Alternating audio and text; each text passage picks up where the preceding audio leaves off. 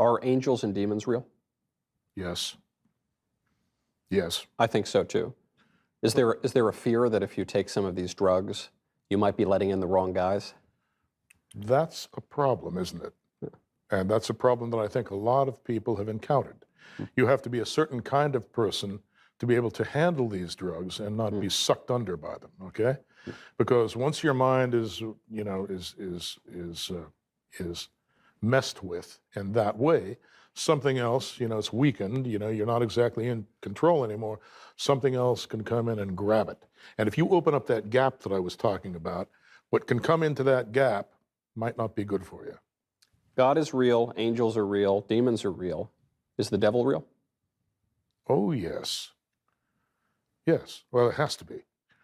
You know, we were talking about Michael Knowles being surrounded by the medium and, you know, you've got a boundary. Yeah. Well, God has a boundary too. He's got a very tight boundary. He is perfect. He can't take anything resembling imperfection, right? He can't take it into himself because that would be a contradiction. Yep.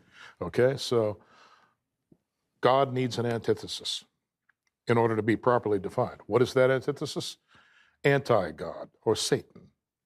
So it definitely exists. Now, Satan isn't coherent because, you know, he basically hates existence. Nevertheless, he gains coherence through human beings, through secondary tellers, as they're called in the CTMU.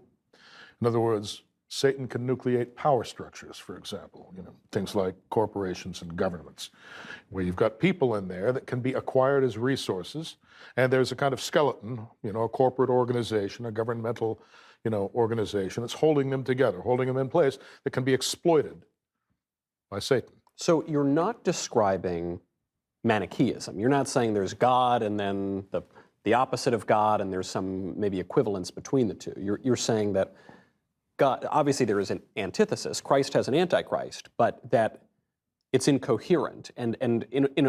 Are you saying that he sort of that the devil sort of lacks substance, or that's why he needs the humans? I'm saying the devil lacks coherence.